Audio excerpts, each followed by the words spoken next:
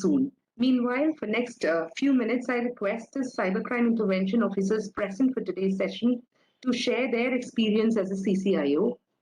So meanwhile, rest of the participants join us. May I know how many CCIOs are there in this webinar today? You can even drop a chat message here.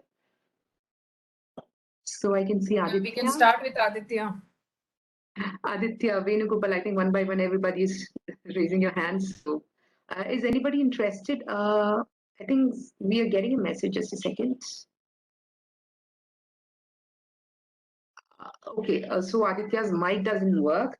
So it's okay. So as a CCIO, I can share one incident with you right now. So maybe, I can break the ice and the fellow CCIOs can come up with the intervention stories, like how it was, what kind of experience did you go through? How was it to associate with the police officers and, find a solution for the cases? So this incident, actually, we received a distress call from a 19-year-old girl whose details were shared in the dating websites. She's from a conservative family and was hesitant to inform her father or relatives. Her mother came to know about the incident because the culprit posted even her details because the girl had stopped using the number shared in the website. So we guided her to file a complaint in www.cybercrime.gov.in. Actually, that's the first step that we ask every cyber victim to do. Like they're supposed to file a complaint here. And our team counseled her, especially Group Captain Anand Naidu, sir. He's the director of ISEC. And with the help of Tamil Nadu Home Guard Company Commander Jaykumar, sir, we got in touch with the Cyber Police of Coimbatore district. And within one day, the culprit was caught red-handed. And can you imagine who the culprit was? Just, a couple of months back, the girl had denied the proposal of a guy. And out of vengeance, this boy had put all the details of the girl, including the profile picture, the phone number, and everything in dating website. And the agony the girl had to go through was tremendous. So as a CCIO, we had to do the counseling and we provided the best help we could. And today the girl is leading a more, she's, leading a better life today. She's more confident. She herself became CCIO and we keep sharing her story with everyone. So I hope this might motivate the fellow CCIOs to come forward and share their stories. Is anybody willing to share the story with us? In the chat box, you can let me know.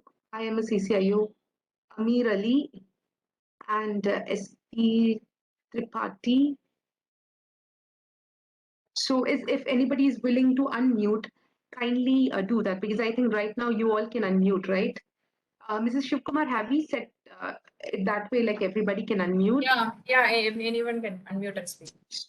So this facility will be there for next few minutes because when a speaker comes, we might mute everyone. So until then, you all are free to talk. So kindly come up with your stories. Let the audience listen to it. So awareness actually happens when you share things, right? So I think Mr. K. Venugopal has raised his hand. So can you unmute? Hi, ma'am. Actually, I want to share one incident recently happened in my organization. One of my employee has received a call from it's a fraudulent call, and he has said that he has literally asked that he's director of finance of some company, which is our own company. It is just like he has copied his DP, the profile pic of the WhatsApp, and he messaged one of our employees stating that I am your director of finance and you please buy some Amazon gift cards and immediately just post to the coupons to be mailed to me. So my employee, instead of verifying the credentials of that particular person, just by seeing his profile pic, and he acted and he purchased some Amazon gift coupons and he mailed to him. And within seconds, those coupons were materialized. So after that, once he has called his secretariat and asked what is that, why our director of finance has called asked suddenly these gift coupons, and it is found to be fraudulent and some mischievous happened. So we couldn't do what should be done suddenly, and we have raised a cyber police complaint. But as of now, we are waiting and nothing has happened. That's what this small incident recently happened. And later on, we have made our employees aware of all. Everybody knows that, but even though instead of making this one, in spite of making our employees aware of such fraudulent practices in the rampant cyber and WhatsApp messages and lot of malpractices being done, we are apprising them through SMS and lot of emails and lot of messages, but still some employees are falling prey to such incidents. And we are just waiting for resolution from police, and we are just still waiting. That is what the incident I want to share, ma'am. Great. Thank you so much, Mr. Venugopal, for sharing this. And I think you can even share this incident when Sir joins, and we might get to know what will be the right course of action. And I can see Ms. Gauri raising her hand, so please unmute. Yeah, just ma'am, today only one incident happened to me. It was wishing call, and on the call, the lady was talking to me that you have a credit, you have so many credit points, and you have not redeemed them. So we have decided to give you an amount around 10,000 or so. We are ready to transfer it in your bank account. So please give me some basic information. And as soon as she asked me my birth date, I first asked her which of my credit card you are talking about. Then she gave some wrong. She guessed a credit card name, and then she asked me my birth date. So immediately, and because we already learned during the course, so I realized that this is a wishing call. So I just talked her that. Yeah, so I think that you are a scam company and I should complain about you to police. Then she said she just get afraid and told me, why police complain? We are genuine. Then I said, from which company and where you are talking? Tell me your name and all details. Then immediately she cut my call and she never, in the complete day, she didn't again call me. Yeah, great. Actually, we should remember one thing, that if nothing comes for free. If you don't spend 10 rupee or 50 rupee for a lottery ticket, then don't expect to win it. And that too, somebody's communicating it through email, and that too from Africa. So definitely don't fall for all these things. And very good, Ms. Gauri. I think you can, just sensitize the rest of the people around you. And I hope everybody, they understand that before they fall prey to it. So is anybody else interested to share their experience? Is Miss Geeta here? I think she hasn't joined yet. So I can't see any more raised hands. You're free to talk. But otherwise, I can share one instance. I got to hear from one of the victims' close relative, and he told me that he's a senior citizen and he was supposed to go abroad.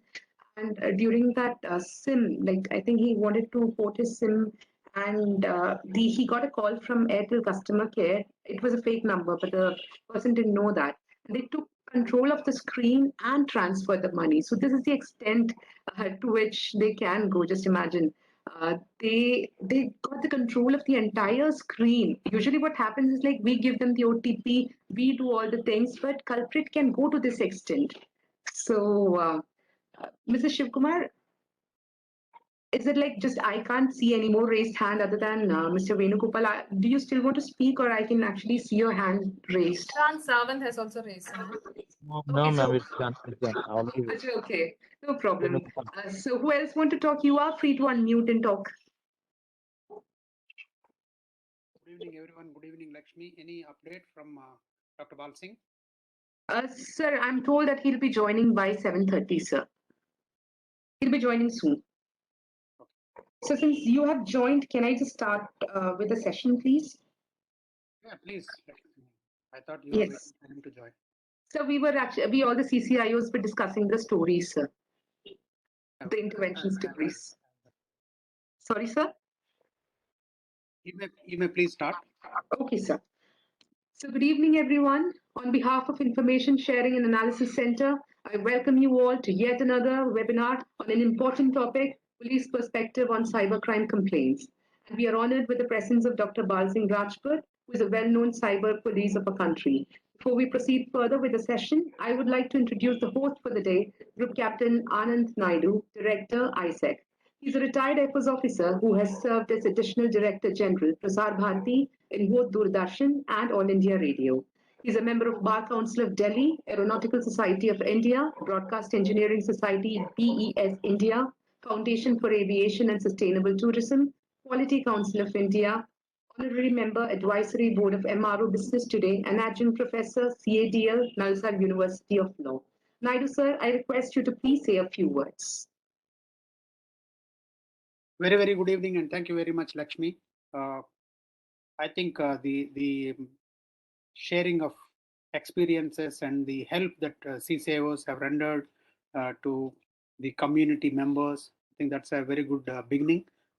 I heard Gauri share, and I heard Mr. Venugopal share how things have happened. But has anyone, as a CCIO, been able to intervene?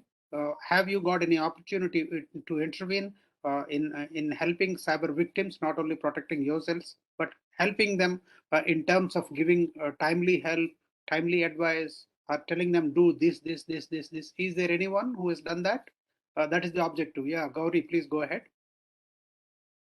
Sir, a few weeks back, there was a group, yoga group, where one phishing message on the WhatsApps, one number joined and immediately left the group, sending a link to join some Bitcoin while earning some good amount or something.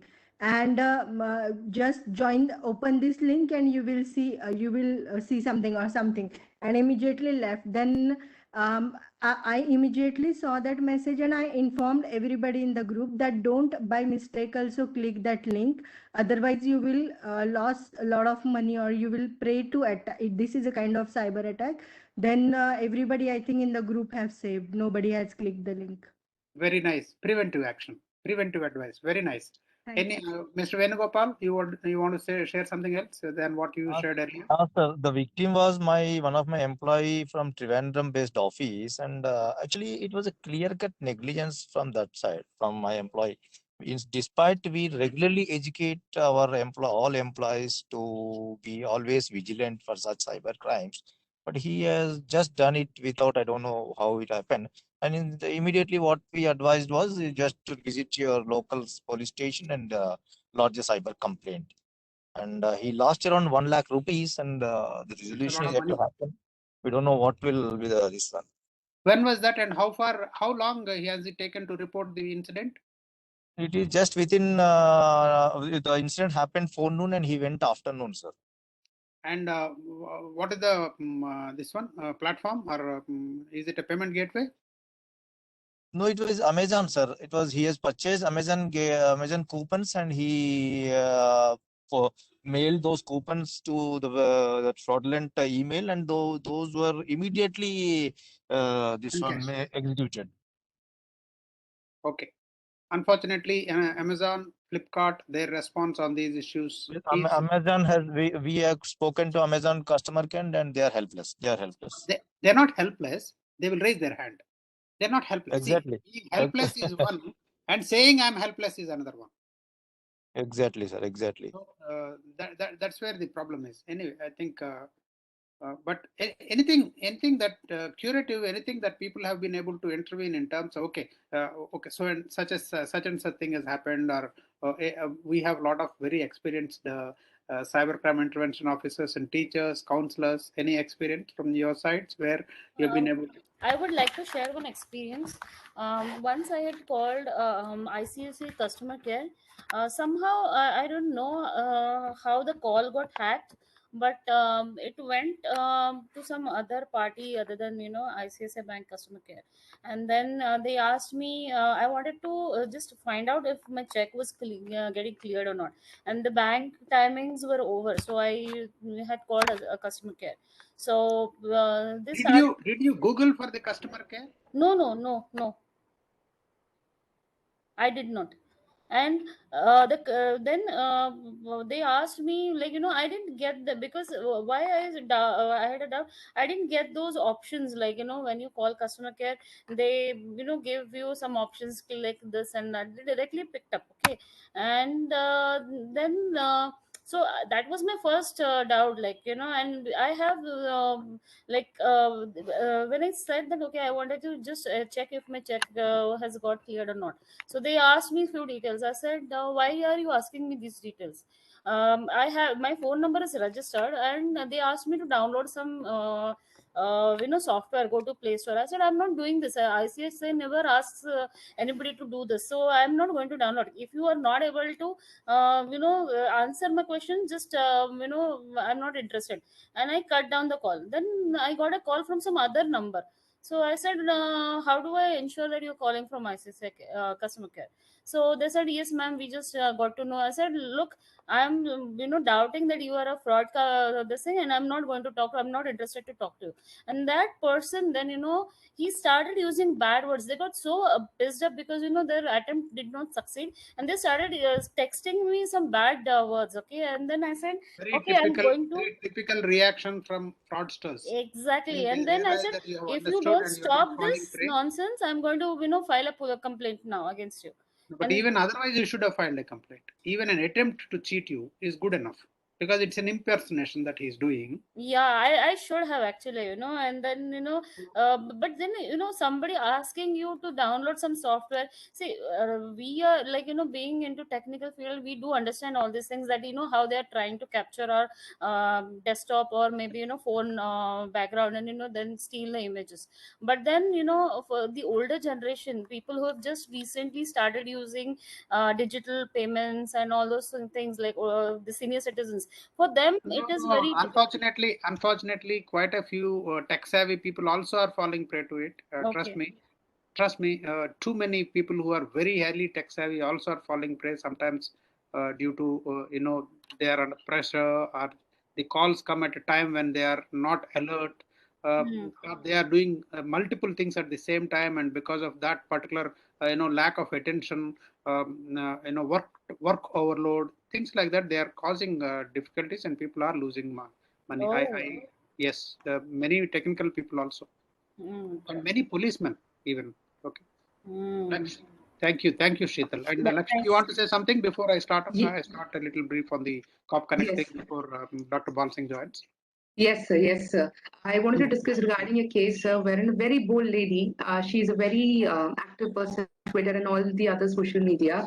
She got a message from one person that there is somebody is like impersonating her in Twitter, and her profile picture was used to create another account, and very vulgar, and pornography was shared throughout.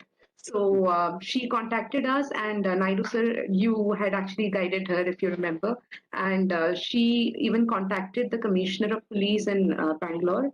And for the guidance, she has raised a complaint in www.cybercrime.gov.in, and we have, like, sir has also guided her to take an action against Twitter because the profile is not taken down. So can you give some more insight on that, sir?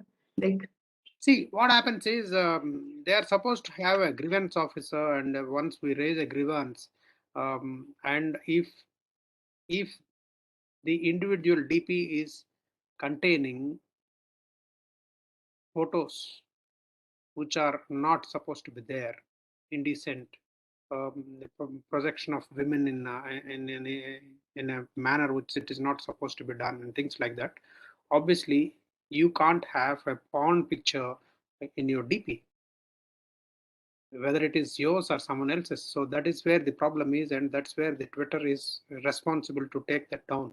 But they somehow seem to be thinking that if I have Zuckerberg's account, showing that it is Zuckerberg, and his nude picture being shown, will they not take my account down? If I put his nude picture on the on my DP, will he not? Will they not act?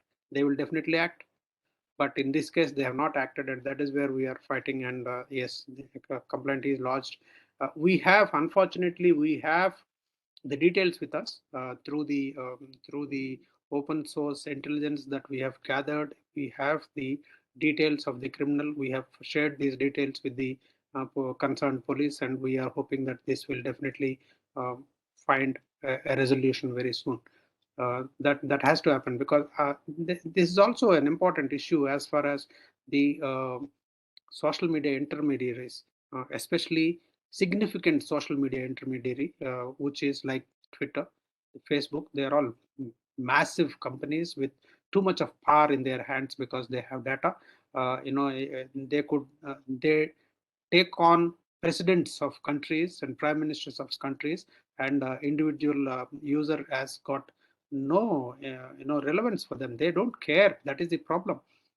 That's where the new intermediary guidelines, which of course are under a lot of controversy, because one high court has given a little stay on one or two aspects of that particular amendment that has come. That actually, if it is implemented in full, as and when it is implemented in complete, it will give a lot of relief to the people. It sets time limits within which these kind of things have to be taken down, and it sets time limits within which the resolution has to happen. And if it doesn't happen, there are nodal officers nominated for that, who will take the concerned social media intermediary to task. That's what is the objective of the new guidelines. Unfortunately, they are not fully implemented as of now because of the court intervention, but they will happen, and I'm sure police will have that much more serious control over these people who are now they are not under our control, because as of now we still don't have those instructions being followed completely. That's what it is. We are likely to get to the, we have got the details of the culprit, so police has got. That's what it is. I don't want to say the name at this juncture, maybe it's not appropriate. Okay, thank you, Lakshmi. Okay, thank you all, thank you very much. And before Dr. Balsing Rajput joins in, first of all, how many are not CCIOs? Is there anyone who is not a cybercrime intervention officer here, who is not trained as CCIO? Can I have the yes on the chat box? Is it possible? Non-CCIOs, you can unmute and speak, or you can just post it in the chat box. Is it possible? Because this particular capsule, I mean, I'm calling it a capsule. Is there anyone? Okay, no CCIO Gauri, not done. Okay, anyone else? Anyone else? Only one out of 64 that we have lost. Harshal Dongre, you are a CCIO or not? I'm only asking for people who are not CCIOs. Avinash, not done CCIO program. Okay. No. Like I have not done it, sir. Harshal Dongre has not done. Okay. Shashidhar is not CCIO. Okay. So I just want to know, is it majority or minority? And 4 of them out of 63 is not majority. Sheetal has not done. Okay. Anyone else? Anyone else? Okay. Abhilash has not done.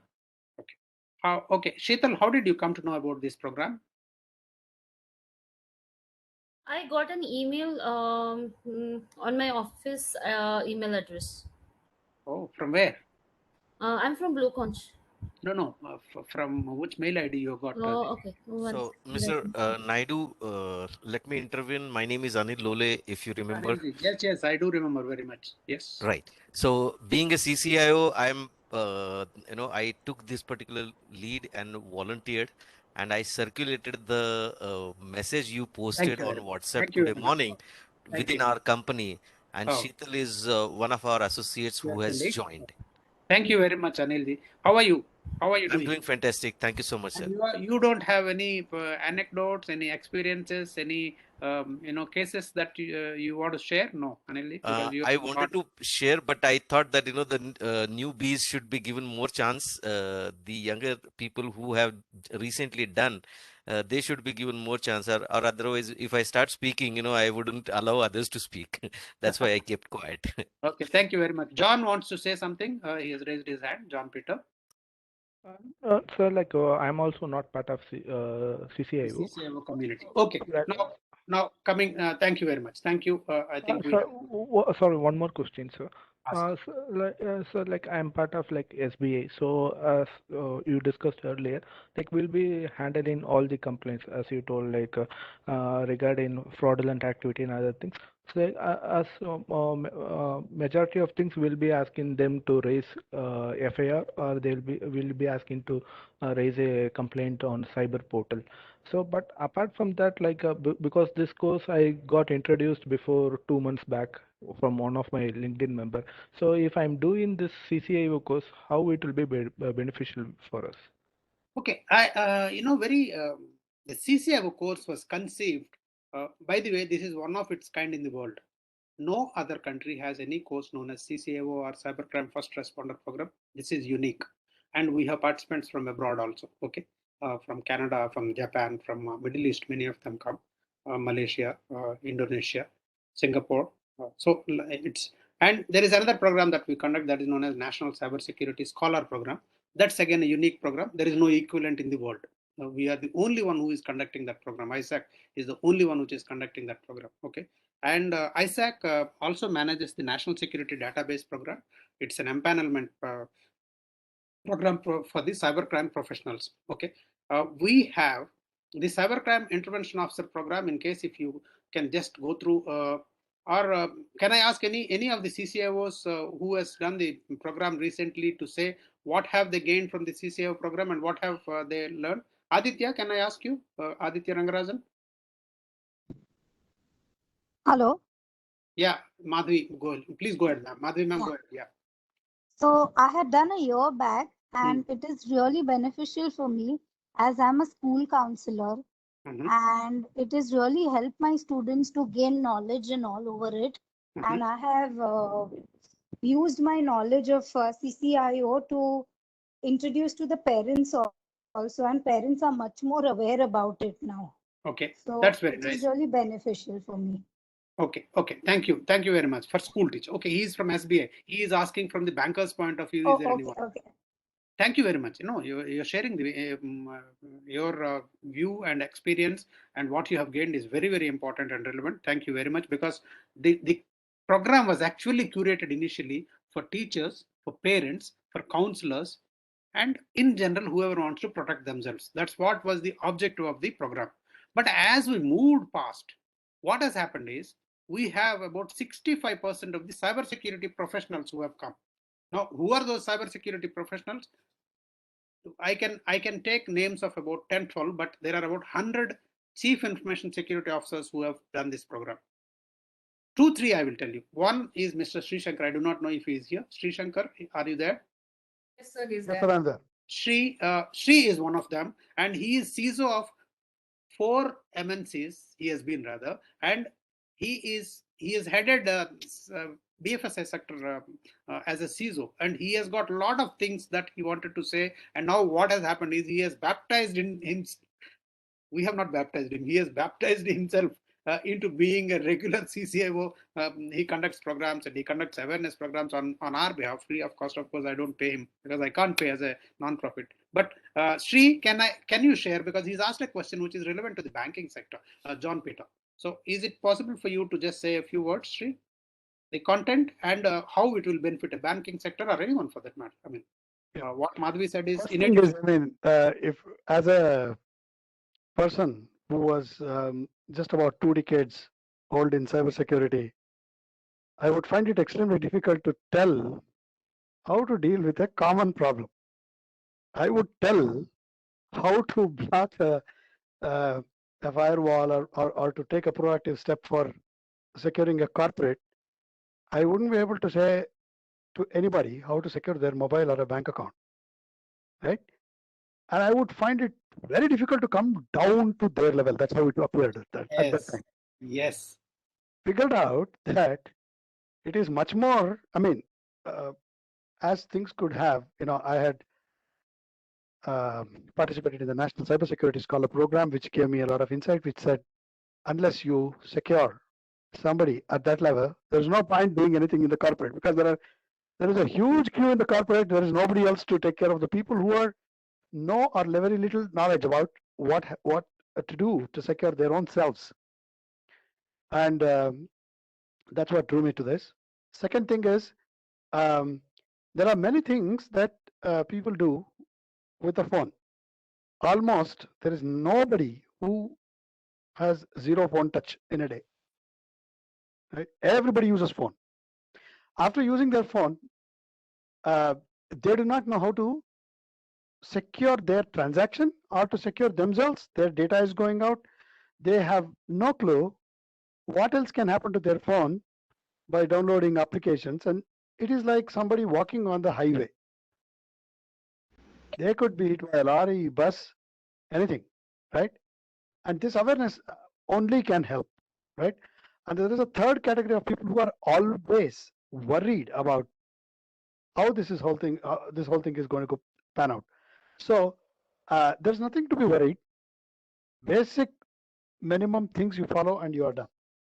And that's that. I think those are the three things that I think CCIO can, of the many things, I think these three will provide extremely good leverage for people. It is not only you safeguarding yourself, but it will always be an opportunity for you to serve others so that you can be the change agent in causing an awareness. Thank you. Thank you very much. John, I do not know whether it has addressed your question in complete or not, but I will be talking on some other aspect also, which adds to what Madhavi said, very relevant. What Sri said, you know what is happening? We are, as a nation, internationally also every country is losing one generation of people to addiction to the tech, and probably it's going to be long lasting than what we think it is. Yesterday I was speaking to someone and my wife was speaking to her friend, and both of them, they talked about the spirit of cooperation, the spirit of competition, the learning of conflict and coordination. These are all the social interactions that an individual is supposed to learn at different stages. And we are actually, because of the tech, it's being lost. The competition is virtual. The cooperation is virtual.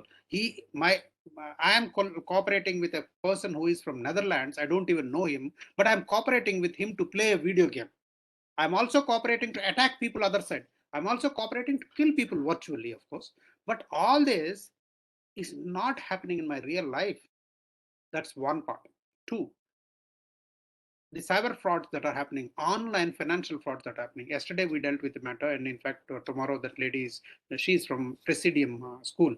She lost money, and she called my colleague Raj, and Raj was busy, so he said, "Sir, please handle this issue." We handled, and 2 days, despite very heavy opposition from the bank, we got her money back. And still the battle is not won because they have put a lien on that amount. She lost 1 lakh plus, and they have transferred that money. Initially they refused, they stonewalled, and they did everything to say, no, we will not give you this money, you have lost it. Subsequently she said, nothing doing, I have been told and I have been taught that this is what the process is. They transferred that money in 2 days, and then they put a lien, which we are fighting to make sure and tell them that you can't do this. You can't do this. So protection from the financial frauds. More importantly, awareness about how to handle these things. What Sri has told, cell phone and your laptop and your PC, and the attacks that are happening regularly. How can we ward off those attacks? Then there is a bit of cyber psychology there.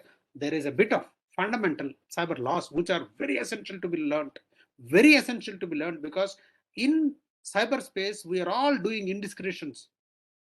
Trust me, all of us are indulging in indiscretions, which are actually not bordering, they're crossing the limit of being legal. I won't call it illegal. I am only saying crossing the limit of being legal. The day someone is caught on that particular aspect and the investigation comes into it, we are sunk. I'll tell you one small example. Present Chief Minister of Andhra Pradesh, Jagan Mohan Reddy, was attacked by a chap with a cockfight knife. I do not know how many of you have seen cockfight even in movies. I have handled. I know how to tie a cockfight knife, and I have had my share of cockfights in my childhood. I am from that belt where cockfight is supposed to be like, it's very common. It was very common, not now anymore. My village indulges in it even now, but that's different. That knife is this small. Unless someone is an expert, it is difficult to kill a human being with a cut on the hand. On the hand, I'm saying neck and all, yes, it's possible, but hand it cannot You cannot kill a chap immediately. So this guy attacks him. After that, of course, a lot of things happen. He becomes the chief minister. That boy who was attacked, he is now owning a lot of property and he's become big. He's a 12th fail chap who was working in Vizag airport canteen. Okay, he moved around with a cockfight knife in the airport, and he went into the VIP lounge and he attacked it. That's a different story altogether. But what has happened in this cyberspace, I'll tell you. Now, the police was, because he was the opposition leader, the government that time, Chandrababu Naidu's government said, do the investigation. Police investigated. 1,300 people were his friends. That guys, the 12th fail guys' friends in Facebook, 1,300 people. Out of that, some 800 or 900 girls, ladies also, married also. And most of them were from other states than Andhra Pradesh. They don't even know what is Telugu. And this guy doesn't even speak Odia or Bengali or Hindi. He is from a place near in the coastal belt of Andhra Pradesh, near Amalapuram, a small village. So how did they befriend? Nobody knows. And they were once while chatting. Police in their exuberance have called most of them, not all, sorry. Many of them they were called. They were called, the people who were called as witnesses were from Maharashtra, from Odisha, from Kerala, from Karnataka, Tamil Nadu. And obviously when girls are called, there are problems. The parents, what do they think? And husbands, some of them are married. And hell broke loose and they had to stop it. Now, just tell me, are these girls or are these friends at fault? No, they got into the wrong side. How did they get into the wrong side? Ignorance. That's where the CCIO is actually going to, give a couple of, tips up your sleeve so that you can actually handle the situation. Now, that is where the CCIO is supposed to be making a difference. And I hope, John, you have understood the expanse in which the CCIO for us is an AICTE approved cybercrime first responder program. It teaches everything about the spectrum of crimes. We are not talking about teaching how to prevent all crimes. No, it will only make you aware of the spectrum of crimes that are being conducted, that is being committed on the cyberspace. Now, once you know the crimes, then prevention or intervention is better. That's what. Now, we are calling it intervention. It's not investigation. It's not investigation. Investigation can be done by only the law enforcement agencies. And that's where we are having our guest today, Dr. Balsing Rajput. He is likely to come and join anytime. Has he joined? No. Lakshmi, has he joined? Not yet. So he has just apologized for the delay and he'll be joining in 2-3 minutes, sir. Okay. He has got into some, Yes, sir. I think she was saying something else, but So we cannot reveal it, sir, but it is a very extreme. Got into a police action which got delayed. So he has got into that. And because of that, she said something else, but that's okay. Not meeting, but it's something else. Anyway, so now that's where the police are supposed to do it. And trust me, today, police are, many of them are not aware. It is accepted fact. Many of them are not equipped. Fact. Many of them don't have the technology that is required, because the technology in cyberspace is changing on a daily basis. Crooks are getting the latest technology. They don't have to go through the procurement processes. They don't have to go through any of these delayed red tapeism that is there in procuring things. They can just get online straight away like this. 2 days they get the latest technology. And the collaboration amongst the criminals is so very fast. If I have to collaborate with any police, trust me, we are trying to collaborate with many police departments and they are asking me thousands of questions. But if I have to collaborate with a criminal, it doesn't take more than 1 minute for me. If my association foundation has to collaborate with any criminal, I just have to send a mail. They will be ready to collaborate with me and collude with me to commit crimes. But if I want to fight something, why no one wants to collaborate in to fight cyber crimes? That's the problem. That's the problem. And there are so many procedures. They will say, no, you are not having 600 crores of transactions in the last 3 years. You are not having professors in your PhDs in cybersecurity. My CTO is a college dropout. He's amongst the top 100 cybersecurity professionals in India. Sri was saying nobody lives without cell phone any day. Trust me, my CTO goes off the telephone at least for 2 months in a year. And I can't access him after that. That's how he lives. That's okay. But what I'm saying is, He's a college dropout. When we send his profile, people say, no, he doesn't have CISSP, CISSA, CHPPC, CDZ, CZC, all those C's they want. They don't even know what is that C and what is the content that is taught. Or nobody teaches actually. It's an examination process most of the times. But they want these qualifications. So that way it is sidelined. What I'm saying is the procurement process are long. We cannot do anything. The moment they procure, by then the technology is already outdated. The professional hazard. Today he is in one department, tomorrow he is in another department. Police are not in a position to cope up. There are pockets of excellence. We have Dr. Balsing. The last week we had Professor Triveni Singh. There are all pockets of excellence in police where they have excelled and they are doing great job. They are doing great job. We have scholars program in that we have about 10 police officers. Trust me, all of them are marvels, jewels. They're doing extremely good job. But it has to percolate down to the lowest level. That's not possible. That's where the cybercrime intervention program is conceived, wherein we have a community building through which we can first help each other till such time a matter is not becoming a complaint. Once it is becoming a complaint, of course, it's for the police to handle. And after becoming a complaint also, the lawyers and the cyber psychologists and of course the forensicators and other cybersecurity professionals can help. How? That's where we have got the whole platform known as COP Connect. COP Connect is the platform where all of us, the community building activity, that's what UN said we need to have. That's what the Supreme Court said we need to have. That's what the Prime Minister said we need to have. Everyone says we need to build community strength to be able to fight the cyber crimes. It is not possible for individuals or government for that matter. Even for that matter, police alone. They cannot do everything to fight cyber crimes.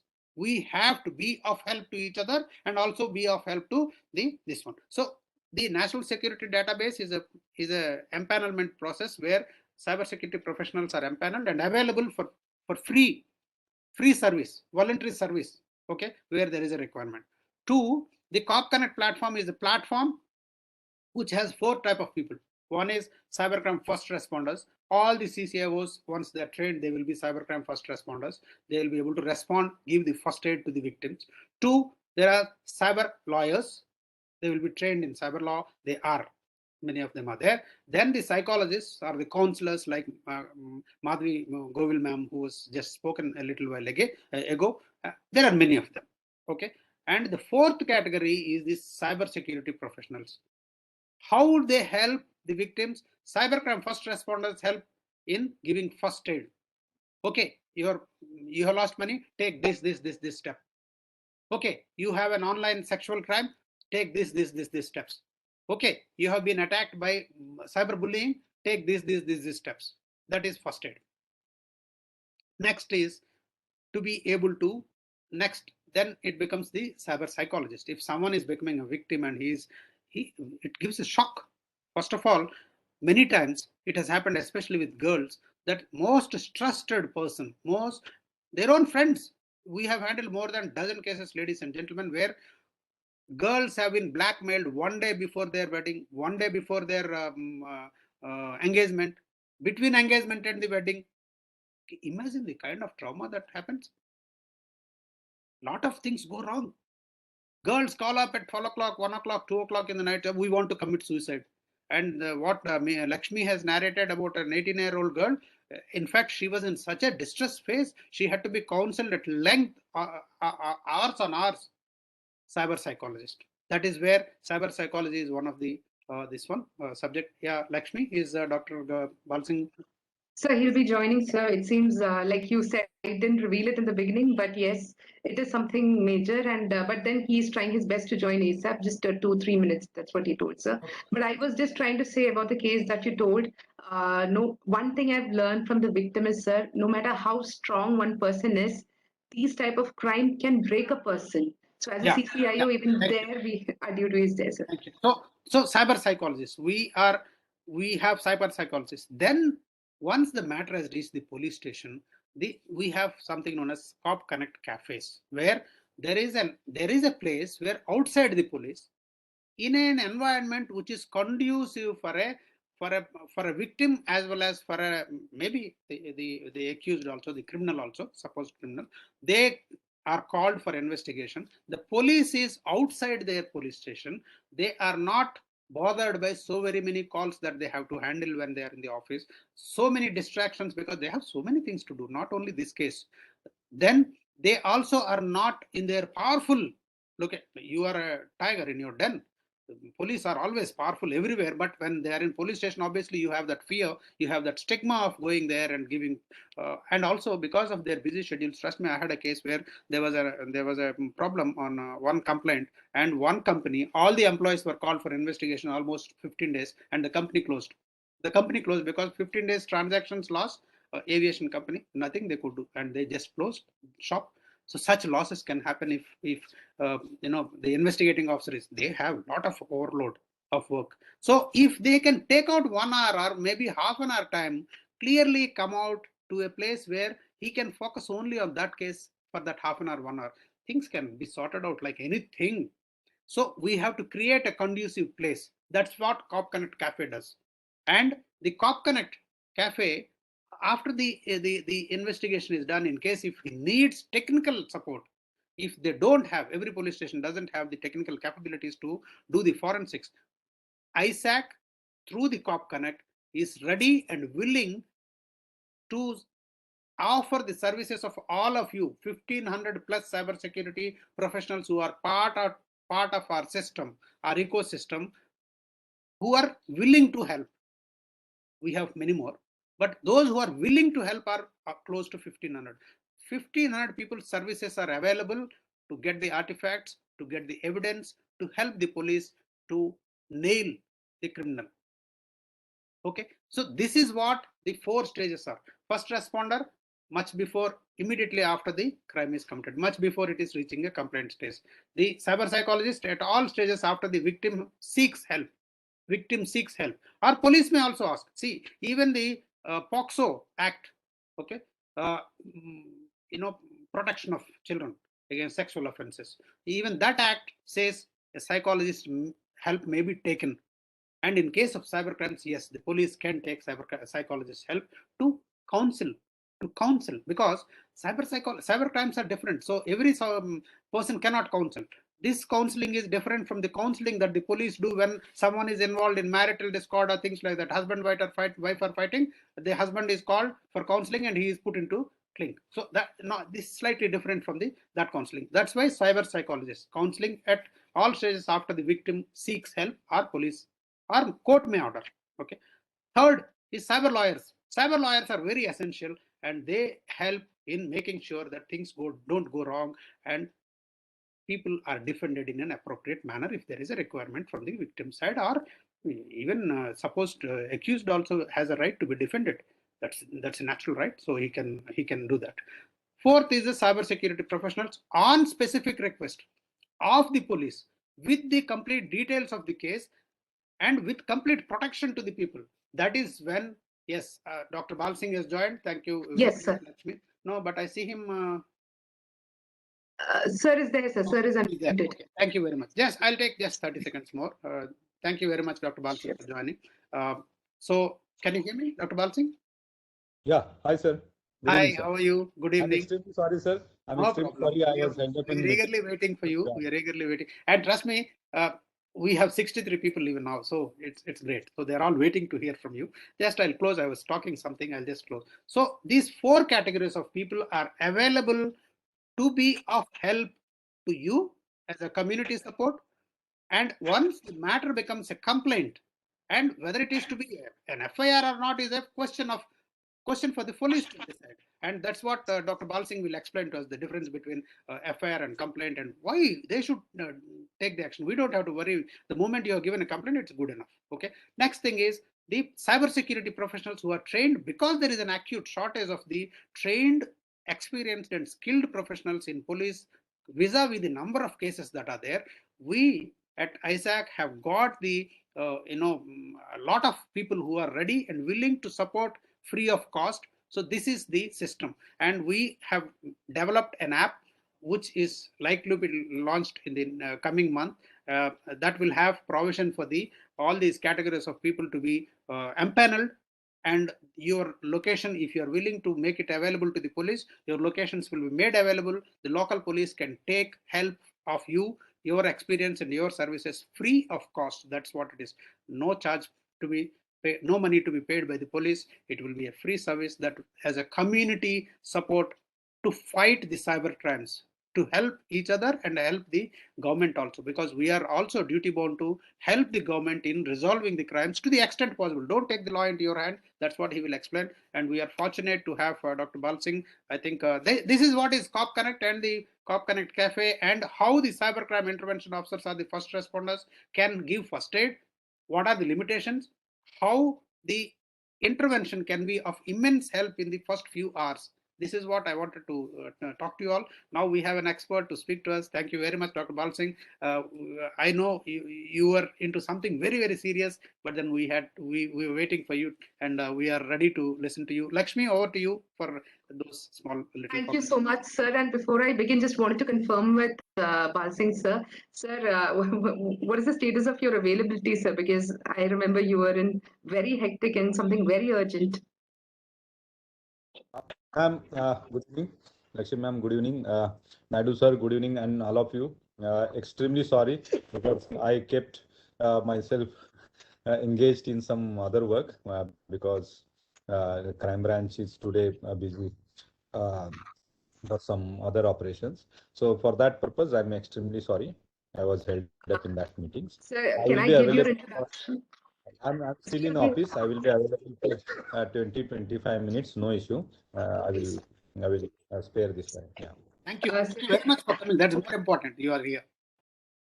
Thank you, sir. So may I, sir Naidu, sir, can I start with his introduction? Please do. Yes, sir. So coming to our speaker for the day, Dr. Balsing IPS is a super cop presently posted as the Deputy Commissioner of Police Preventive Crime Branch, Mumbai, Maharashtra. I have an elaborate set of accomplishments which cannot be trimmed due to its relevancy. Plus, he's an extremely devoted person, and the delay cost just proves the same.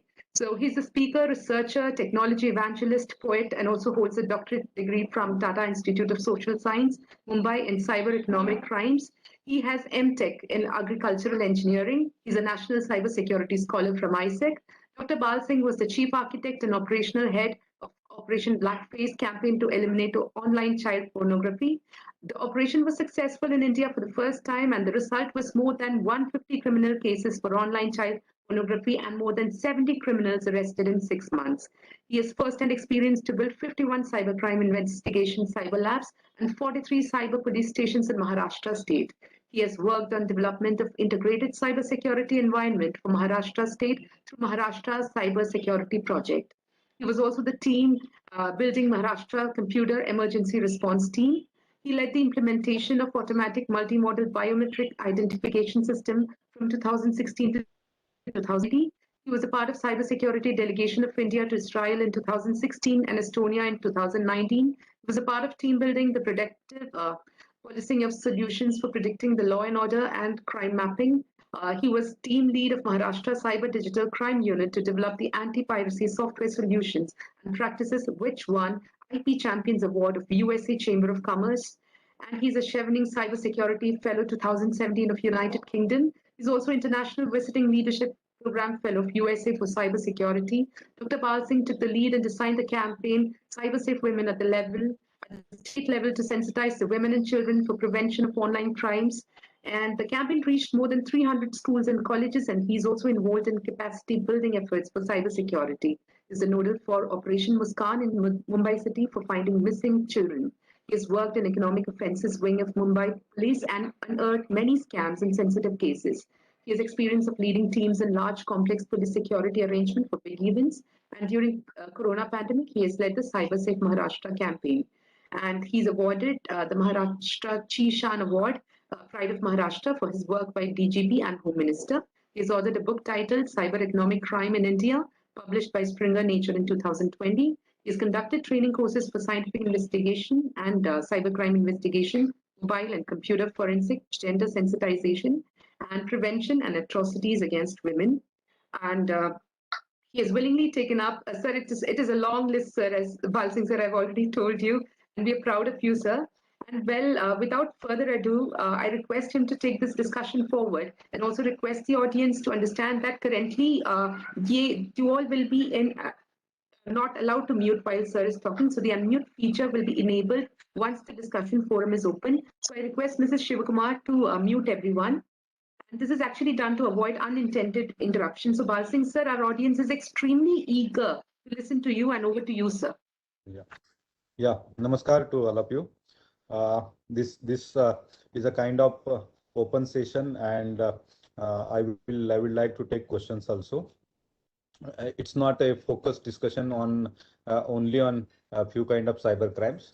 I will request all of you, if you have any queries regarding policing, the response of police to cybercrime, police response, particularly with the companies and corporates, and it may be also you can ask that what is your role, you as an expert in maybe first response or maybe forensic analysis, or as an a scholar in cybersecurity, how you can contribute to the police in making the state, making the nation, making people or citizen of the state more secure from cybercrime and cyber threats. So that is what I wanted to discuss in this session. So we'll go one by one.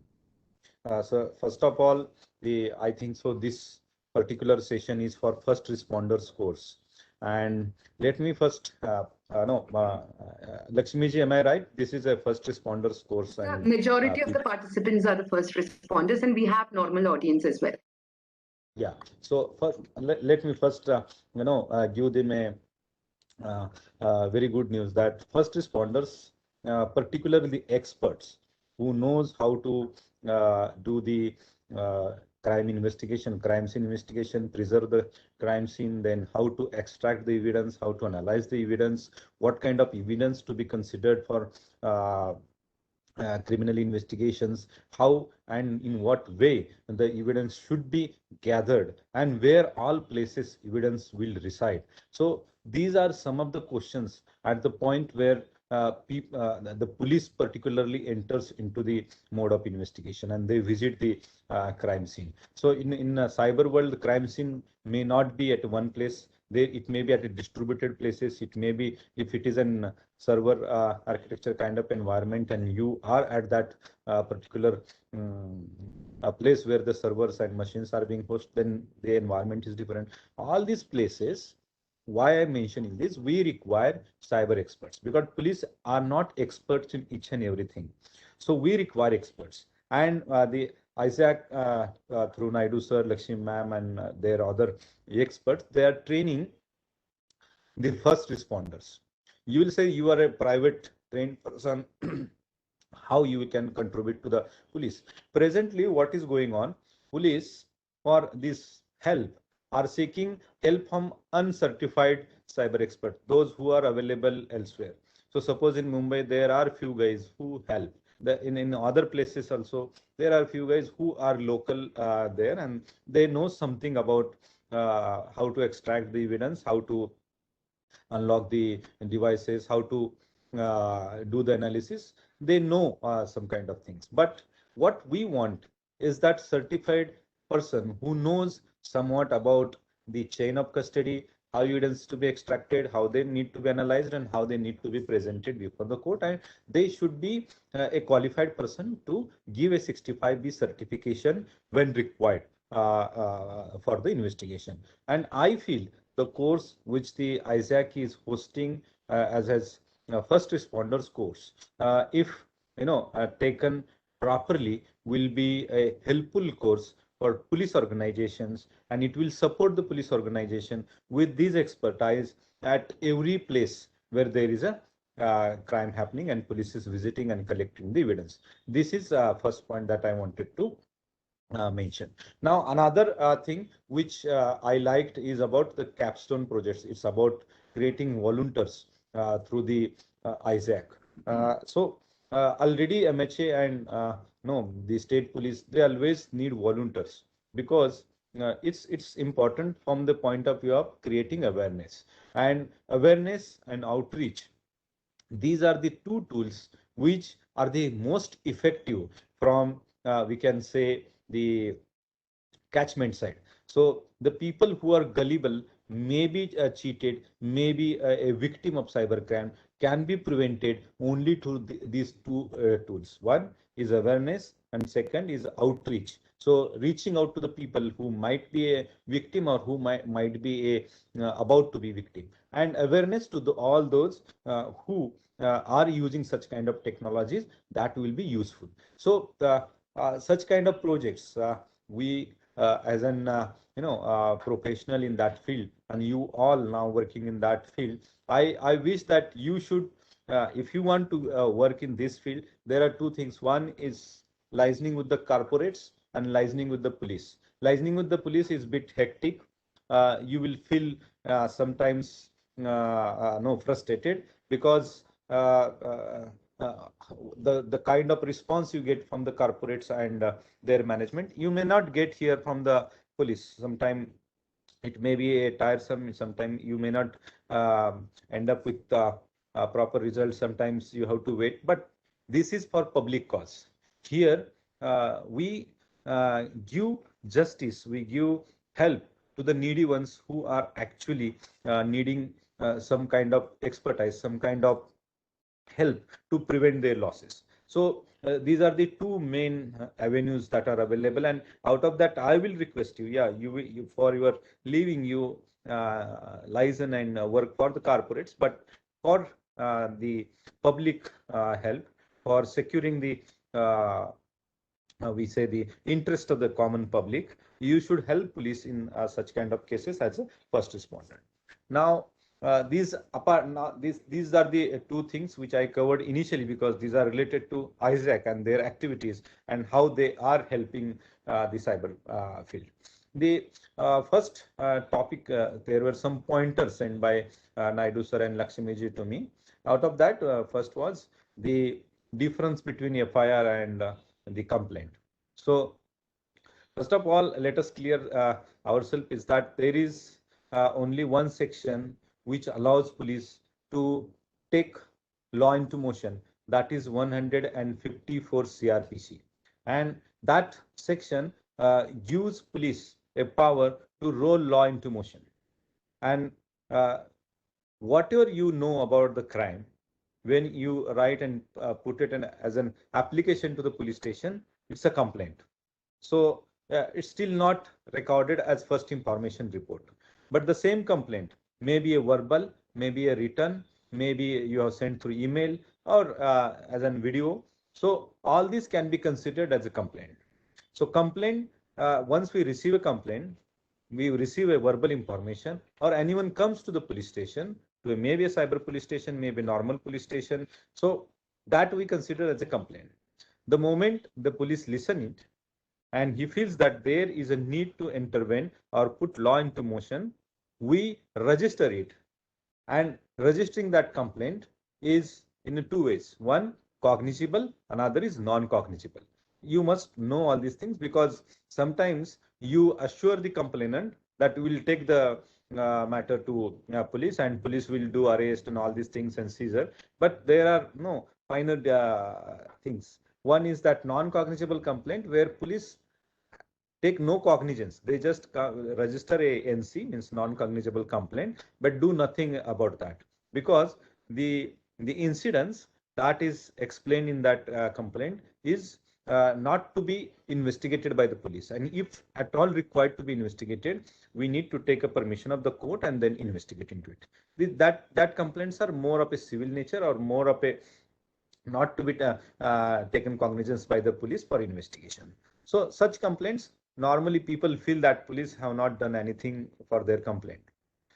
These complaints are normally, abusing somebody, in public, or misbehavior, or kind of threatening. So these complaints are non-cognizable complaints. The complaints which can be registered as an FIR are cognizable complaints, and these cognizable complaints are registered with a specific Indian Penal Code sections, or maybe sections related to special acts. So special acts, maybe there are different special acts. Information Technology Act is also a special act.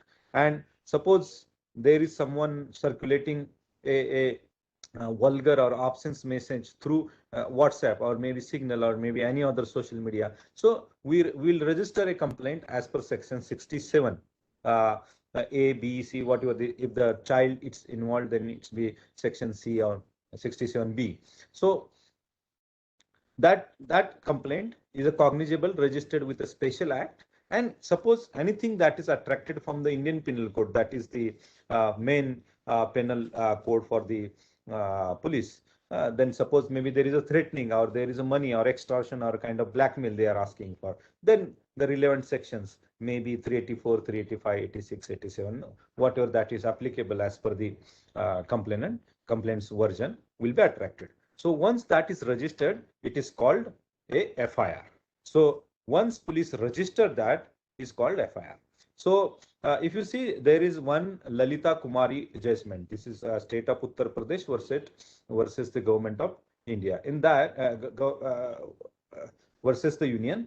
In that Supreme Court has opined that if any complaint, any verbal or any otherwise any information received to the police and police want to inquire into it, to whether to register a complaint or not to register a complaint, there are only 45 days. So within that 45 days, we have to come to a conclusion. And in most of the cases, within 24 hours, we have to come to a conclusion whether to register a case or not, or whether to dispose of that application or that complaint. If the cognizable case is not there, then we just dispose of. In most of the cases, it is not possible for the police to get all the information within 24 hours. So 45 days, within that 45 days, we collect all the information and take a call whether we can register a complaint or we have to just close the complaint being not as a cognizable one. So whatever complaints, verbal, written, audio, video, whatever, or through social media, through email, through any electronic medium, you bring it to the police stations. This is the procedure at police stations to dispose it up or take a cognizance. So in cyber cases also, this is the same method. Now, what has happened?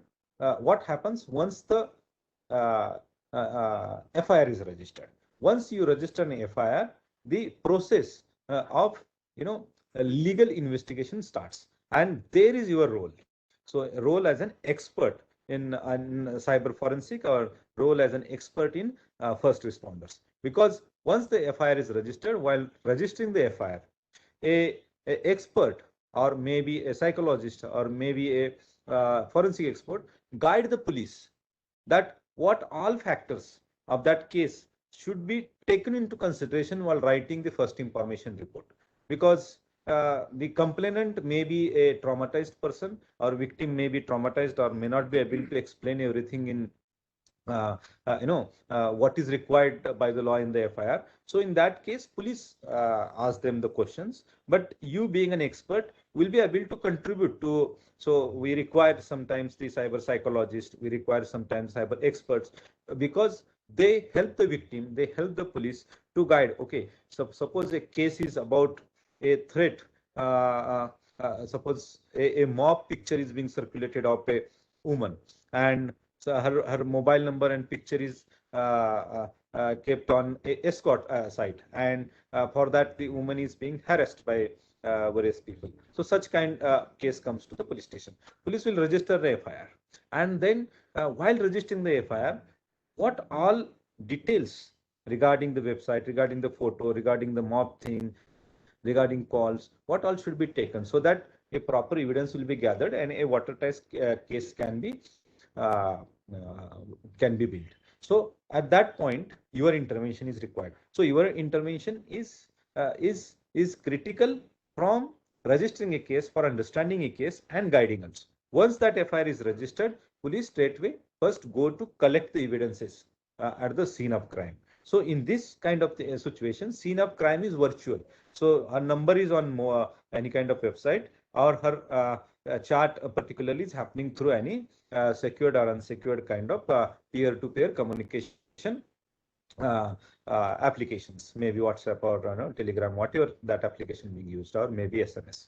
So we have to then collect the details from that complainant, what all devices and applications are being used in that communication. Suppose a mobile phone is used, then we ask for, or we take a help of the expert to extract the data from the mobile device.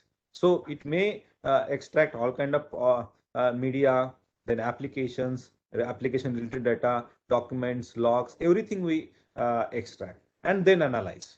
So we get, what we get from that is that the actual evidence about that mob thing and communication. Also, what are the application to whom it was talking, because ultimately the aim of the entire investigation is reached to a person who has actually committed a crime. So that mobile and its logs will give a hint that which particular mobile number, if mobile number is not there, or maybe anonymous email or through a WhatsApp, anonymous WhatsApp someone has called, we need to get an IP.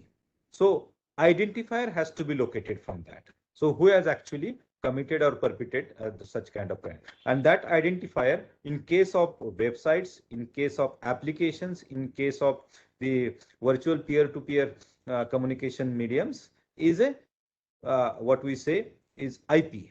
So IP of the originator and IP of the recipient are both very important. In between, there may be some VPNs, there may be VPS services, cloud maskings, or proxies they might have used. But after hopping all these things, we have to ultimately reach it to the person through his IP. So that is the crux of the investigation.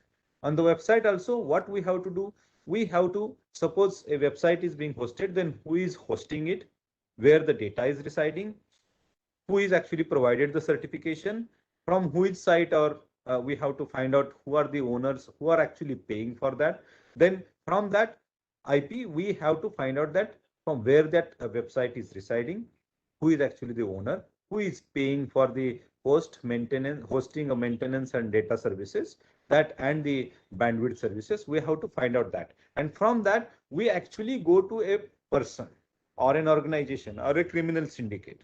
And that is what is the crux of all kind of investigations once the FIR is registered. So this is, I explained the case particularly where a mob picture of a woman is circulated through a WhatsApp, and later on the blackmailing is done, and her picture, if money is not given, posted on a website. So this is a crux of the case which I explained on how the investigation moves ahead. So I think so this will clear the difference between a complaint, FIR, and how the process of investigation works.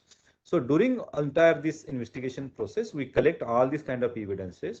We collect it from the, suppose in case of mobile, we collect CDR, IPDR from the mobile service providers. For suppose there is internet service providers different, suppose in case of Wi-Fi, or in case of using the corporate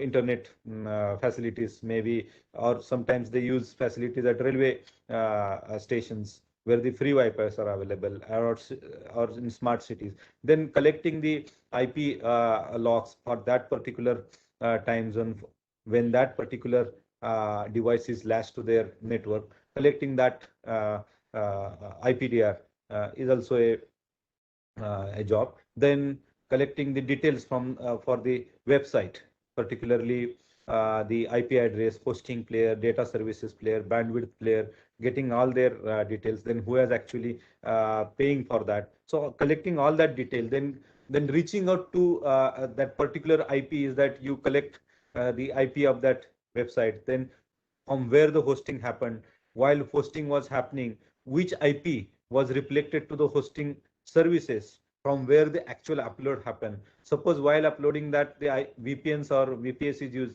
then which kind of VPN and VPS is used. Then writing to them and getting the backend IP when the VPN or VPS showcased a front case IP, then what was the backend IP? All that getting details is a investigation. And during that investigation, then we put that all evidences into a proper series and connect the dots. That ultimately connecting dots is that whatever that is being shown on that website, who has actually sent the messages and threat beckoning, is the same person where the technical evidences are leading.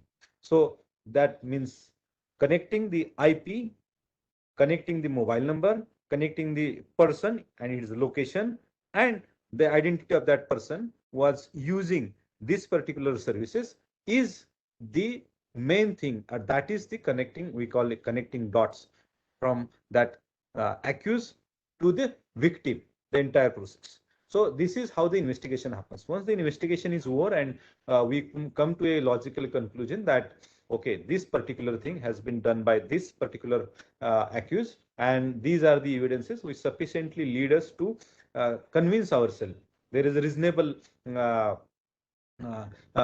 we can say kind of evidences which prove that this person has done, then we file a charge sheet, and that charge sheet is filed in the court of law, and from then the trial starts, and that trial is conducted in court of law. Maybe your case, victim's case, is represented by a public prosecutor, means a state, and the accused is defended by a private lawyer. So, but ultimately, when the case trial finishes, then the whatever the fate of the case, depending upon the kind of evidences and the judicial findings they do it, they may award the punishment, or we can say maybe kind of sometimes penalty also is given. So this is how in general, very short and very, we can say 3,600 feet kind of a review of how investigation happens. There was a second pointer that was related to the cyber awareness. There was one pointer related to awareness, that also I will cover. It was whether the complaint evidence required. So I have covered that what kind of evidence is required. So few evidences I have covered. So in this way, if you want to locate evidences, because you as a first responder, your first job is to locate the evidences. So now there are, I just explained in my talk, one website and a peer-to-peer messaging application. Now there may be different kind of apps. For all the apps, there is one fixed IP. We have to go to that IP. In between, there are VPN, VPS. In all kind of websites, we have to reach to the IP. These are the internet identifiers. IP is the final internet identifier. But we have to get the actual originator's IP in kind of email, in case of the messages, in case of all kind of applications and data transmitted through applications. IP is the final identifier, and originate IP, the IP of the originator, that is most important. And we get that IP from the telephone or internet service provider of the person who is the originator of that particular transaction. In case of in case of mobile numbers, we get CDR and IPDR if any communication is happened through mobile device. So in that mobile device, CDR means you have the mobile number and what all persons you have communicated, that is also important. In case of IPDR, it is IPs of IP logs of all kind of applications that person has on his mobile and how he has communicated.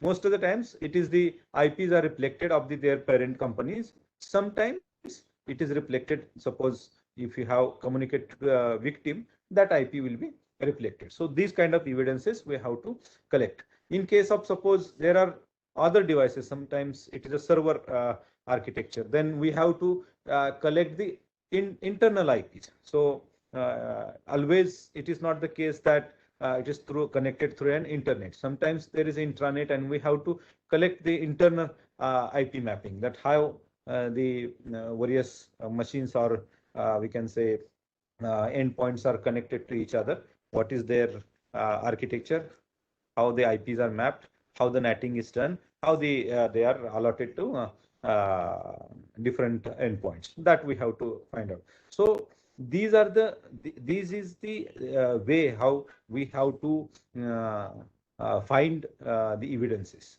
Evidences are up to two kind of things. One are identifiers, the evidences which identify that person, that location, or that machine. Another is a corroborative evidence, the evidence link between that identifier and the victim. So all these kind of evidences we have to collect. This is in short about the evidences. The third issue that was flagged to me was protection of evidence. Yeah, protection of evidence is very important aspect. We call it maintaining the chain of evidence, or we can say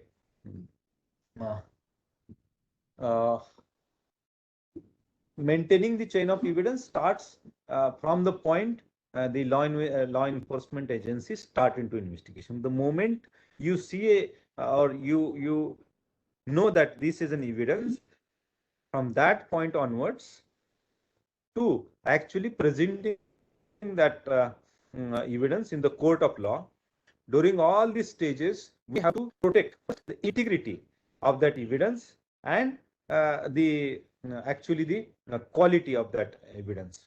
Sometimes, in case of digital evidence, the integrity is very important, because sometimes tampering happens at the time of extraction.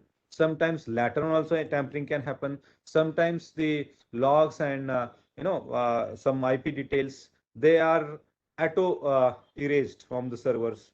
Sometimes the companies say only for 2 years, 3 years. So later on it is not available. So maintaining the integrity of that electronic evidence, because some evidences can be manipulated using different kind of tools. So suppose logs may be produced in such a way using a customized software that particular logs may be erased and shown that okay, this is the log table. So in such a instances, the manipulated digital evidences are also produced.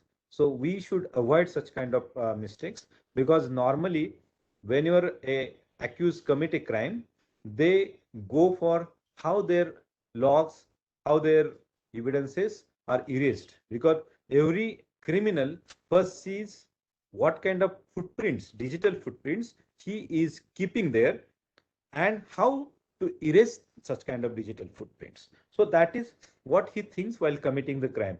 While collecting the evidences also, we have to think like how criminal thinks, what criminal might have thought while committing the crime. And that is how if you start thinking, then you understand what all points he might have erased and what all points he might have not erased, and we have to collect that. So protection of crime scene is the first thing. What your devices or what your sites, applications are there, protecting that at the crime scene is first part in protecting the evidence. Then at the time of extraction of that evidence, we have to protect the integrity of that evidence, particularly through we say write blockers. And once that first copy or imaging is done, we don't have to tamper that first copies. While collecting the evidence, suppose a mobile device is there, a laptop is there, and server is there, we should not without write blocker start it, stop it, or do any kind of activities on that suspected device or seized device. So that particularly shows the tampering, because once the IO or the expert without write blocker do something, so that activity is also shown in the logs, and that is basically this particular aspect is taken into consideration by the defense lawyer, and he points out that this evidence is tampered. So another is the protection of that evidence at the point of analysis. So analysis normally happens at lab, or maybe at cyber lab or at forensic laboratory.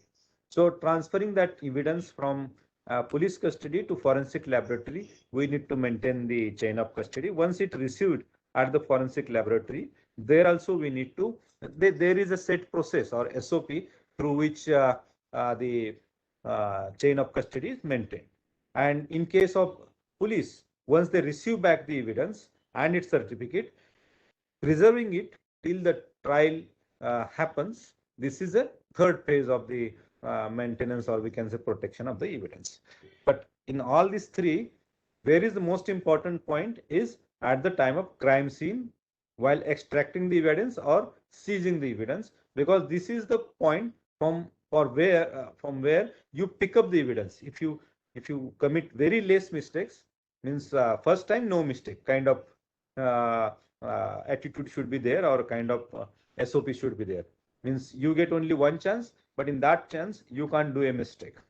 And if done a mistake, you are messing up with a case. So this is the second part that was asked. Then another two things that was asked was, one was the online child sexual abuse. So it is seen, I analyzed the data from 2000 to 2018. It was found all the cases, particularly cybercrime cases registered with IT Act and with the IPC and special acts, NCRB data I analyzed for my PhD study. It was found that out of 100 cases, 60 cases are only for illegal gain or gain in terms of money. So out of 100 cases, 60 cases are for illegal gain, any kind of gain. Sometimes gain may be a money, gain may be system, gain may be data, gain may be virtual reputation, whatever, that is for gain.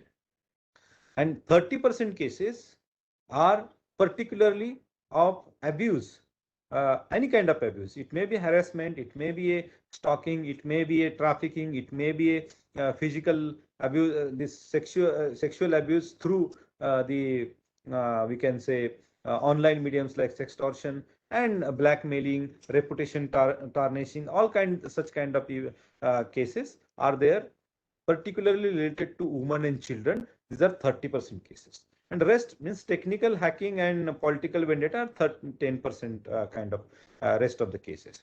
So if we want to see out of 100, there are two major blocks. One is economic cases, cyber economic cases. Another is the major block is of cases related to women and children.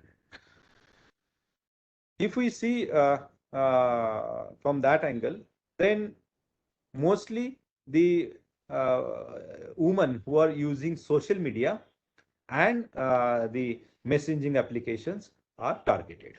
The moment someone knows a WhatsApp number or Signal number or no, whatever number of ladies, they are being stalked.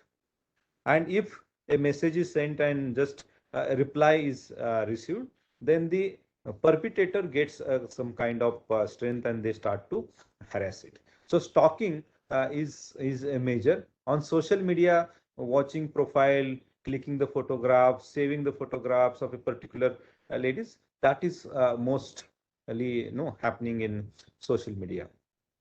In case of some sextortion kind of cases where the videos, particularly a abrupt call or a cozy environment is developed, and once in a time a video call is done, and particularly a person who is calling it just makes himself or herself naked and start recording it, and then sextortion happens.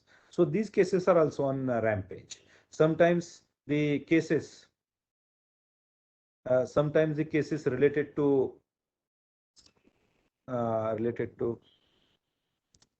the what we say particular cases related to the women who are going to job or who are doing kind of office kind of work. There the harassment, particularly harassment for professional reason, harassment for we can say work related issues is also there. Such kind of cases are also cropping up because it's a professional rivalry, but women are particularly targeted because they can be harassed with just a mock picture or just a call in the night, or maybe spreading information somewhere, or maybe just putting a mock photo on website, or just sending it to a friend list. Once if you have a friend list, that sending some kind of levied communication. So these kind of things are happening, particularly the harassment of women. In case of children, the two major crimes that are happening. One is the pedophile, creation of pedophiles. So children are being groomed, made addicted, and then the pedophiles, particularly the videos, pornographic videos of children, we call it pedophiles, and then selling that pedophiles is a major crime. And another is grooming them and threatening them, or maybe blackmailing and getting money. So these are the two major kind of crimes that are happening. So this is about the crime against women and children. Trafficking is just grooming, and then in physical world the person is being trafficked. So these cases are very less, but these cases are also happening. That is the point I wanted to make. So I will not take much of the time. I will request the participants, or maybe Lakshmi ma'am, to ask if they have any kind of questions. First of means before that, I want to no, say sorry because I could not spare time. It was first 1 hour, but I have to cut short. Yeah. I No, could sir, not show. actually, thank you so much, sir, because amidst your hurdles and urgency of works, despite your hectic schedule and round-the-clock tasks, you chose to add on to this cause by spreading awareness through this webinar, sir, and we are more than thankful to you, and thanks for sharing the importance of intervention officers too, for helping the police force and sharing the details on cybercrime intervention officer course by ISEC. You have motivated our audience in true sense, so thank you so much for that. And you've also made us aware about the difference between complaint and FIR. You even shared certain case studies with us, including various time spans and importance of thinking from criminal perspective while collecting, extracting, and protecting the evidence, and lot many points. So, sir, like you have already, told that you want to have a discussion. So, just want to know how many questions are you ready to answer? Because we totally respect your time, sir.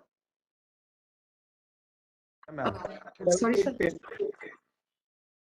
Sorry, sir, I couldn't hear you. I will take 10 questions, madam. Yeah, so you have time for 10 questions.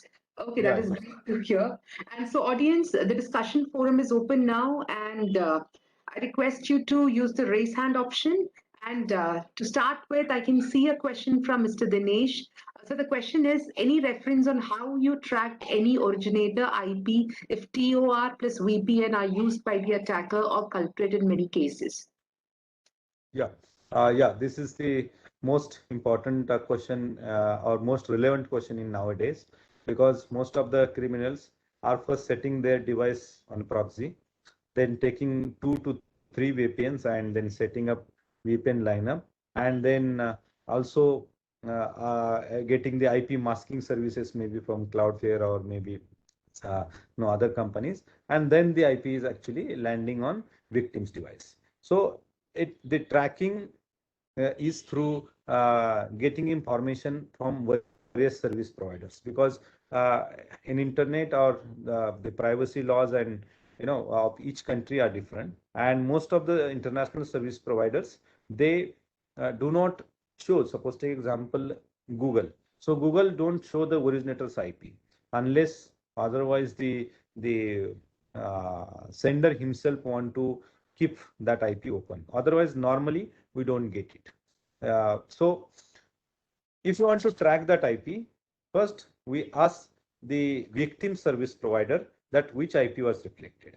Then victim's IP internet service provider will lead us to a VPN service provider. Then we ask the VPN service provider. It may be 2 to 3 VPN service providers. Then we ask the VPN service providers. In this case, some VPN service providers help us. Some VPN service providers don't help us or don't give the information, because they are not having treaty with the India or kind of MLAT also. So sometimes they don't listen to the law enforcement. Most of the times they listen and provide the IP address, which was reflected on their service from the originator's end. So that IP may not be also actually the originator's IP. Originator may be having another VPN. So they give the VPN number of the second service provider. So that is second service VPN service providers. Sometimes the then once we receive, suppose, a internet service provider's IP from a VPN, then we ask that internet service provider, that internet service provider is an internet service provider of the accused. And that IP, once we receive from the internet service provider, we have two alternatives. One, if that is done in NATing, so most of the times internet service providers do NATing. So single IP is provided to 10 people or maybe 4 or 5 people, depending upon how the nature of NATing. So we have to do the time correlation and focus on that particular device that in that particular time zone, and then find out which particular device of that NATing at that point in time was used and reach up to that person. Once that is just locating or identifying the IP or a device or a ID, maybe a mobile number, maybe email address, maybe a person's name, maybe a application's user ID password. That is what we get from that. And then the actually identifying the person who is using that is the second stage. So that is through we can say open source intelligence. Suppose this route is closed somewhere, then we go for open source intelligence. So we just concentrate on the identity of that person and how other ways, what all digital footprints are available of that person or that ID or that particular identifier.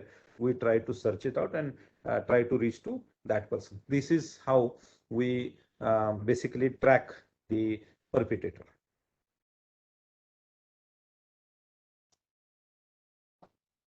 Thank you so much, sir. And I request Anshuman to unmute because he too has a question. Good evening, sir. So I had a question regarding digital investigations. As you mentioned that sometimes the police department may not have access to the tools or the expertise in certain cases, and they reach out to organizations or individuals to gather the evidence in maybe at the crime scene or during the processing.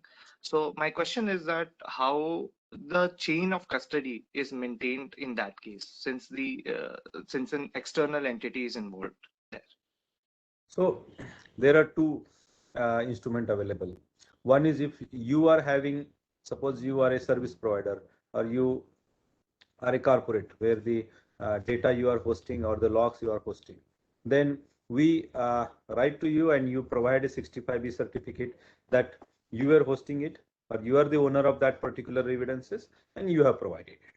You being an expert, if you have actually extracted or you have analyzed the evidences and provided it to the law enforcement agencies, then you also give the 65B certificate. So 65B certificate is the we can say a kind of instrument which helps us to protect the identity, because if you are a owner or a expert, you issue that. So it's not mandatory that only that a owner or expert should issue, but those who know or who have that kind of evidences are eligible to it. So we have taken it from the originator. So if you are a owner and we have given certificate and we have collected evidence from it, then it is not tampered. But in this case, if suppose someone says that it has been tampered, then he has to prove how it has been tampered and what is the original evidence. So this is how the chain of custody is maintained at a place from where it all starts and where the first responders is there. Thank you so much, sir. There was a question from Mahendra Kumar Soni, and I think you've already answered it, sir, but just repeating the question. Could you please also help and share on tracing the IP hopping, reflecting to multiple locations or countries? Yeah, I have just talked to you. There is no other tracking way, but we have to get the information from service providers. So suppose many VPN or bullet servers are used, then we have to write to them and get the information. Okay, sir. And I request Himanshu to unmute and ask the question. Himanshu, are you there? So his question was, Himanshu, are you there? All right. So, yes, ma'am. I'm here, ma'am. Please. Hello. Good evening, sir. Yeah, good evening, please. Sir, my question is that it is possible that we can see all the locations of IP address at the same location. I'm not getting question. Sir, my question is that possible? So we can see all the locations of IP address at the same location. Yes, we can. How can it be? If suppose victim and accused are at the same place, then location will be at the same, geolocation will be same, but IP addresses will be different because it depends upon IP pool. Suppose you and your friend are nearby and one is using geo, one is using suppose V. So the IP pool is different. So you may have a same geolocation, but your IPs will be from different IP pool. And if the entire communication is happening through only these two service providers, then only all IPs were from the same IP pool or maybe from the allotted to the same country. If suppose you sitting next to your friend is sending one Gmail, then all IPs will not be from the same geolocation because it goes through different from your mobile to it goes to the servers of the your service provider. From there it will go to the Gmail or whatever Google servers. From Google servers it will go to the maybe through international wires it will come down to the India Google servers, then it will come to the V servers, then V servers to your endpoint. So all these IPs will not be at one place, one geolocation. Normally on internet, any transaction, unless otherwise routed specifically through a single country by the ICANN, most of the times it's a multi-country. Thanks for answering that, sir. And there's one question from a volunteer. Have you sought help from Interpol in any case? How has been your experience with the Interpol in investigating the cyber crimes? Yeah, we have received help from many from Interpol in many cases. Even because they it depends upon the case and the evidences available. There is the Interpol. It's there is two kind of mechanism. One is informal inquiry, informal mechanism, and one is a formal mechanism. Informal mechanisms we have to send the formal details and get the notices activated. Once that notice is activated, then we all other countries also receive that kind of notices. There are red corner, yellow, blue, no kind of white notices are there, and all that notices that are flashed at immigration points and their central agencies which are actually handling the Interpol list. And if such person is found, they notify us. So this kind of process is continuous, and in not in one or two, but in many cases we have received the information from Interpol. Sometimes it is delayed, sometimes not responded, but in many cases it is responded. We particularly face a challenge in case of getting the information and getting a person extradited to India, where there is no extradition treaty, where there is no mutual legal assistance treaty is there with our country. In such kind of scenarios, we face a kind of face off where they don't provide the information, or the organizations which are located there, they don't provide the information. In such cases, the investigation is stalled. Thanks for answering that, sir. And before I move on to the next question, just want to know in terms of time, how many more minutes do you have, sir? It's 5 more minutes now. 5 more minutes. Yeah, it's Great, about it's 1 hour. Yeah, I am already dedicated. Thank you, Alex. Totally respect your schedule, sir. And just one question from Nishant Savant. Can you unmute and ask, sir? Nishant, are you there? Hello. Yeah, we can hear you. Yeah, my question was regarding as I've asked as a CCIO certified the thing, how we can help to the department for the resolving the many of the cases. Means because what cases we have or we have in our environment, we are helping all the other guys. But if we want to help the department in any of the cases, then how we can do that? So you have to be in touch with the department. So there is one MHA project also of cyber volunteers. And if you are a professional, then you need to have a good touch with the nearby police stations or district administration, police administration. So whenever such kind of cases are coming to police station, they normally call the experts. So if you are in their list, you will be called, and sometimes it is paid, sometimes it is unpaid assignment. So you can help in identifying the evidences, extraction of the evidences, sealing and packing of the evidences, seizing the evidences, and analyzing the evidences. You can help in particularly the police in investigation in this way.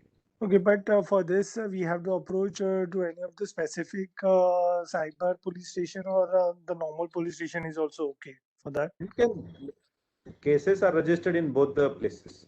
In cyber police station, more advanced and of high value cases are registered. Normal police stations, all kind of cases are registered. So it's not only cyber cases where there is a expert is needed, but every case. Suppose in murder case also is mobile is used. Suppose, and then we need a person. Suppose a murder happens and the victim was having mobile, and at that place, who all other people may be there. So we have to do a CDR analysis, tower dump analysis, IPDR analysis, how to extract the, suppose car is used, suppose in GPS details. So all these things need to be extracted and find out where all the evidence may be available. Maybe CCTV cameras. No, all these places we need to, you as an expert, you have, if you are nearby there and police knows you, the police will call you to, and police will chip in you that you provide a help in extraction, identification, and analysis of that evidence. So it's not more formal. In some states, the companies are impaneled, but in most of the local police stations, the local experts help. And where if you are working there or maybe in living there, then you can help to the nearby police stations. Okay. Oh, so we can go straight away as a walk-in, and we can just talk with the officers, and we can tell them, right? Because unless until officer knows you and your credentials, because there are many other guys also. They do the, they exploit the, no, you have good relations with the police officer or maybe police administration, then they exploit, they blackmail, they do some other activities also. So unless until you earn a trust and you don't do any illegal activities, police normally don't call any other person directly approaching it. If they know that this person is doing this job, is well known, is have all kind of certification, and is not misusing the anything, because you are having, you are privy to some kind of evidences in sensational cases. So that we can say trust and confidentiality that you have to maintain. Right. So is there is any of the paperwork or something if you want to? No, it's a 65B certificate. They call you by letter, and you have to give 65B certificate once you have done your analysis or maybe extraction. Okay. Great. Thanks. Thank you, Nishant. That was an amazing question, and thank you, sir, for answering that. And Mr. Mahendra Kumar Soni has another question, and we'll be winding up the session after that, sir. It is Mahendra Kumar. Can you unmute in us, sir? Yeah, Lakshmi, can you hear me? Yes, we can. Yeah, thank you. Thank you for the conference. Thank you, sir, for providing the opportunity and providing the time on behalf of all the group members. Thanks for that and all sharing all the informatives. So my question is on, as per your views, what are the biggest threats, cybersecurity threats other than ransomware you as an officer are dealing in a daily life? We are the professional, we work with different virus attacks and incidences, but I just wanted to have your guidance and views on the things that you are dealing with as an officer, so that we as an intervention officer can also take some inputs from you and can definitely can help the department in our way. Yeah, so good question, but we are talking more about cyber crimes, not talking more about cyber security and threat landscape. But I will try to explain it today. Is that there are corporates, who is the target depends on that, which vector is more prominent or which vector is more important.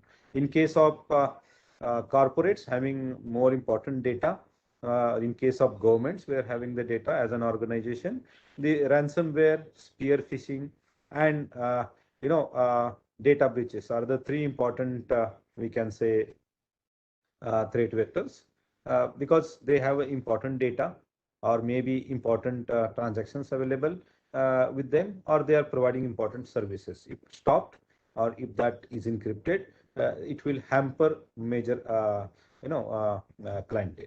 So these three state vectors are very important from corporate or organizational point of view.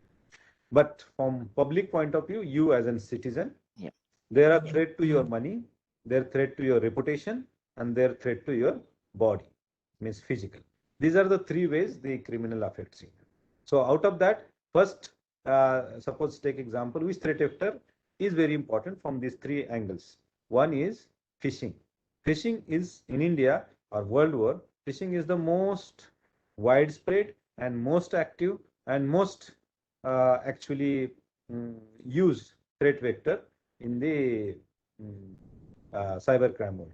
So most of the times it is the phishing call, or maybe a call for OTP, maybe a call for a credit card number, maybe a call for any kind of things. This phishing is the most important thing. Second is the links. So the links are being shared. It mainly happens with OLX or online transaction sites that on the pretext of paying something, they send a link, and that link is nothing but a AnyDesk or helpdesk kind of link, which gives a root access to your device, and then money or they steal the credentials and do the then they wipe out your wallet. So these threat actors are more prominent that are seen.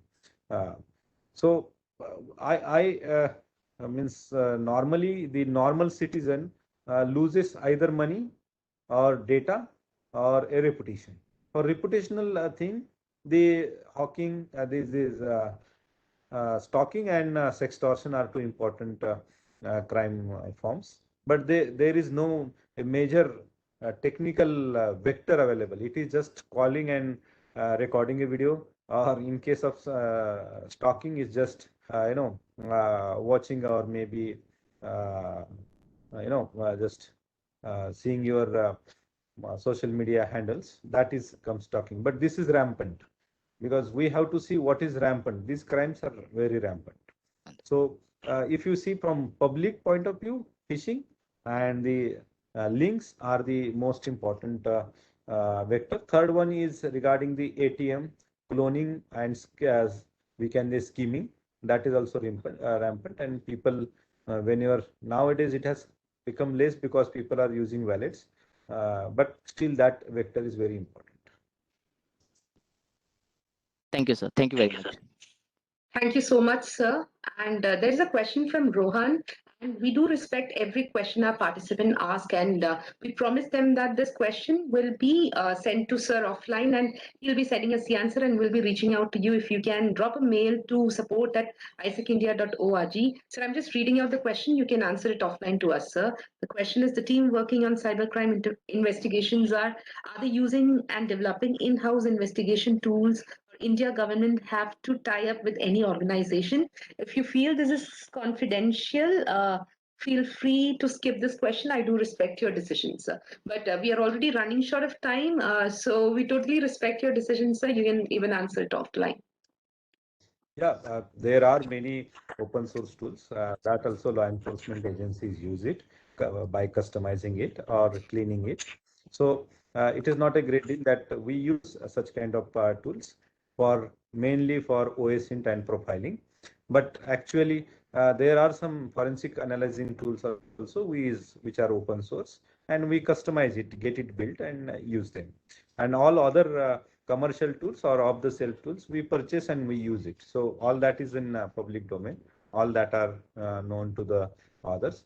Some offensive, because offensive is not allowed, so we don't go for that. We don't develop it. No, even for the offensive tools. So So you've this done is beyond justice to this discussion today, sir. And Naidu, sir, can we wind up the session? Yeah, please. I think we have Sir is still in office. I can see that. no, that's why we must respect him and thank him Yes, sir. for all the energy and patience with which he has addressed all the questions also. So I'm moving on to the vote of thanks, sir. So one of the main cyber risk is to think they don't exist. Before you go, Yes, sir. I must personally thank Dr. Balsing. I think it's wonderful. Thank you very much. I can't thank enough actually. You have been so candid. You have been so open, and you have been so frank. Our strengths, our weaknesses, and how together we can all make a difference in this very dangerous space that we are in. And thank you so much, Dr. Balsing, and you have been always helpful. It's such a wonderful feeling, police to be the friends of the community. I think you are an epitome of that, and we salute you for that. And thank you so much. Thank you so much for being there whenever we call you and ask you. You take out time despite having very busy schedules. We know that. We know what kind of a great work you're doing. Thank you so much. God bless. And over to Lakshmi. Thank you, Sir, sir. I think if this was an offline session, sir would have been receiving a standing ovation because I can see many of the audience giving clapping emojis, sir. So I hope you can see that. Our audience are actually saluting you, they're clapping you at your dedication, sir. So moving on to the vote of thanks. One of the main cyber risk is to think they don't exist, and other is to try to treat all potential risk. And I think this discussion was rather an eye opener, inching us closer to cyber safety and cyber hygiene. On behalf of Team ISEC, I would like to thank the speaker for the day, Dr. Balsing IPS, who spared his precious time for spreading awareness amongst us despite his busy schedule. Also, the beloved audience, the strength of every discussion. Special thanks to you all. Naidu, sir, really thanks to you too. And kindly visit the website www.isecindia.org and follow our pages for updates about our upcoming sessions. Become Cybercrime Intervention Officer and help the community, just like Sir told. So thank you and have a nice day. Thank you, sir. Thank you, madam. Thank you, all of you. Thank you. Thank you very much.